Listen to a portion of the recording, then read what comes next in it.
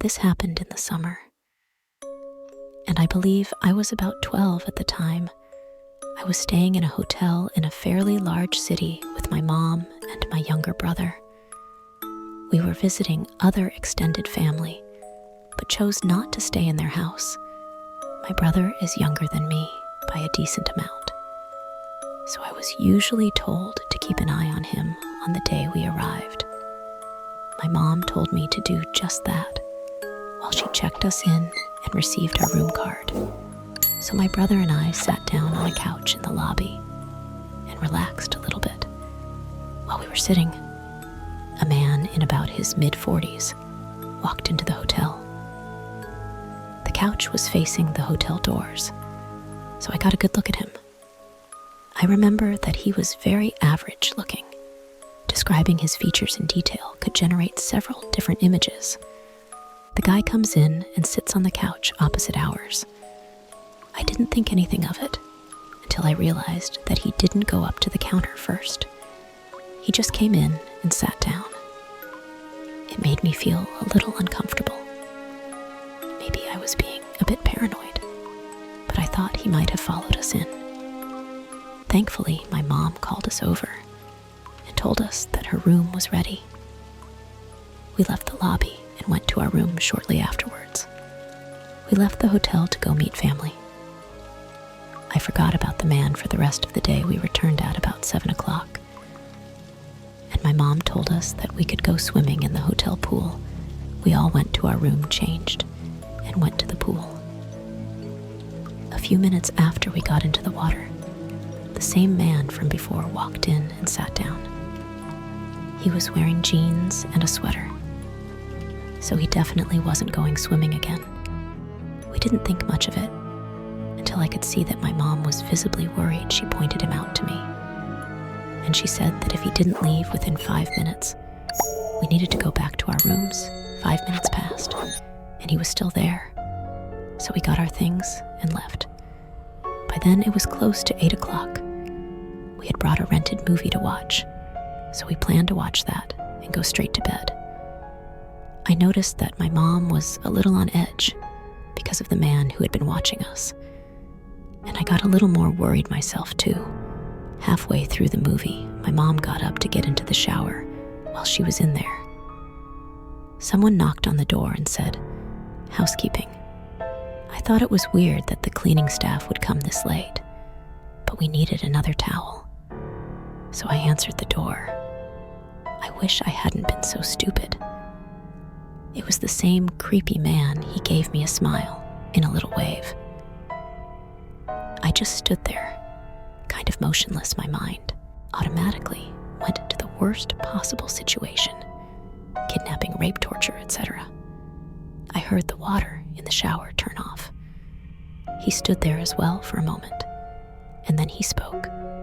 "How was your swim?" At that moment, my mom came out of the shower, saw the man at the door, pulled me back, and slammed the door. She locked it. Then she called the front desk from our hotel phone to report the guy. I told her to just call the police, but she didn't listen. She then requested we switch rooms. I then heard footsteps stomping down the hallway away from our room. Thankfully, if the guy had left after that, we switched hotel rooms and didn't see the guy again during our stay.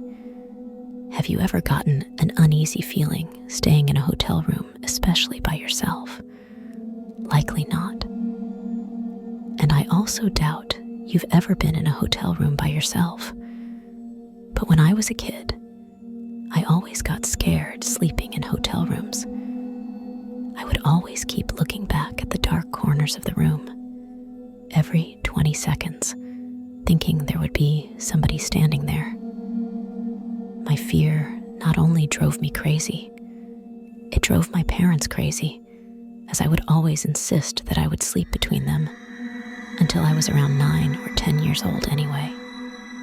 Eventually, I had to grow up, or at least give off the impression, and started sleeping in my own bed or sharing the bed with my sister.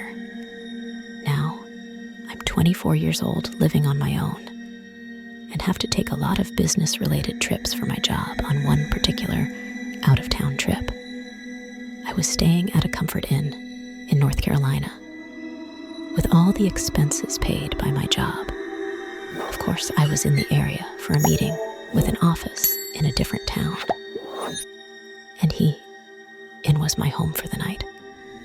It was across the street from some big car dealership. That's all I remember about the surroundings anyway. I was off the next day, so I could look forward to just relaxing in the hotel and watching a couple movies. I was ironically watching the first Saw movie, and I swear during the scene where Adam was hearing sounds in his apartment, my childhood paranoia started to come back for a bit, as I thought I heard little crackling type noises coming from inside the closet. Being 24, I told myself that I had to get over this nonsensical, childish fear. I simply raised the volume on the movie and tried to ignore it at the same time.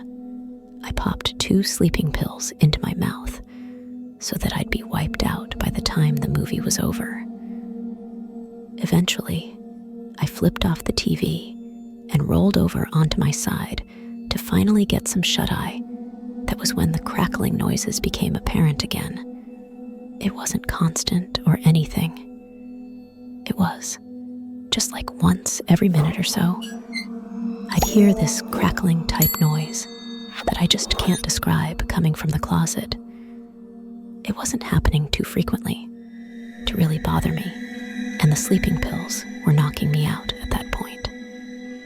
So I was out within like 10 minutes. The next thing I remember, I woke to the sound of cloth being rustled around. I sprang to an upright position, but it was literally too dark to even see within a few feet in front of me. After I flipped on the bedside light there, I saw somebody dressed in all black with a hood over his head, probably 6'5", 250 pounds, rummaging through my bag. I screamed at the top of my lungs, and in response, he fled the room. He had stolen my wallet and my watch, but he had also created a last memory that only digs deeper into a very large childhood fear of mine. I have never heard a story about anything like this on the news or anything. So for something like this to happen to a person like me, somebody who had such an odd, specific fear as a child, was simply catastrophic to me. When I was 17, I started to develop some beef with my dad, who's a huge hothead.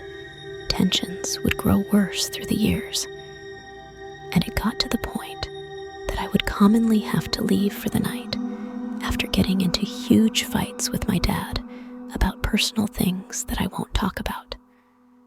Sometimes I would stay at a friend's house or check into a hotel. It was May 9th, 2015. I was 21 years old, and after another huge scene back at home with my dad, I had to get out of there for my own good. I checked into a nearby hotel, the Quality Inn and Suites. It was literally half a mile from my house. I'd be throwing away a little less than $100 for it, but I had nowhere else to go. It was early at this time around. Usually, these outbursts happen around nighttime.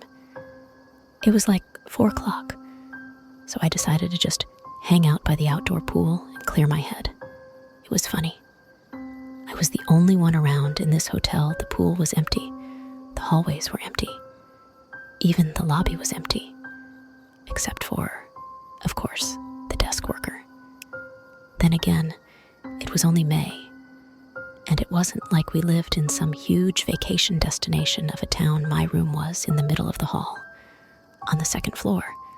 I had no idea why they'd given me that room, since it seems like I was one of the only few people staying in the hotel. I hung out in my room after the pool for a bit. That's when there was a very light tapping on the door. I waited for someone to yell, "Housekeeping," but they never did, therefore. I ignored it, and to my surprise, even though I had the "Do Not Disturb" sign on the door handle, heard the beep of the lock on the door, and then I heard the door slowly opening. I called out, "No, thank you, not right now." I couldn't see the employee at the door because there was a wall that blocked the view of the door from the bed. There was a pause, and I repeated myself, growing a bit curious. Suddenly, the door slammed shut. It actually startled me. I got up to actually go follow them and tell them that that was rude when I stepped into the hall. I looked to my right. Nobody. I looked to my left. And at the end of the hall, I saw the right leg of a woman turning the left corner further down the hall before disappearing. How did she get there so fast? I wondered. I ran down to the end of the hall. And that's when I heard another door closing when I turned the corner. Nobody, just maybe 20, closed, unoccupied hotel doors. I was so confused and honestly a bit freaked out. I went down to the front desk to complain about the rude employee. The woman at the counter said that must be Rosa. She said she would question her about slamming the door later on. I thanked the woman and then went out to eat at the nearby TGI Fridays down the road. When I got back to the room, I was on the phone talking to my mom, who said that I shouldn't come back because my dad was still super pissed. I entered my room and told her how depressed I was with all this fighting, and she understood when I hung up. It was only 8 o'clock. I wanted the night to be over. I brushed my teeth, watched a little TV, and went to sleep at around 9 o'clock. I woke to a noise. At first, I didn't know what it was. I rubbed my eyes, sat up, and listened. You have to let them in. There was somebody standing at the left edge of my bed, towering over me. I screamed and felt like throwing up. At the same time, it was a dreadful, horrifying feeling. The person then grabbed around my throat and started repeating the words, "You piece of it," was an older woman with a weak grip. I was able to escape easily. I ran to the door of the room. I heard her following me, but she stopped at the door when I ran down the halls to the front desk. The woman at the front desk admitted that one of the employees had lost one of her master keys that had access to all the rooms in the hotel, something they were obligated to report to the head of the hotel. I was furious, of course. I got a refund, gave some info to the cops, and then went home where my dad actually showed something close to sympathy after I explained what happens. Ever since, I've actually never had to leave the house for the night, and I hope it stays that way. Oh yeah, and I have absolutely no idea whatever became of that crazy nutcase woman that tried to kill me. You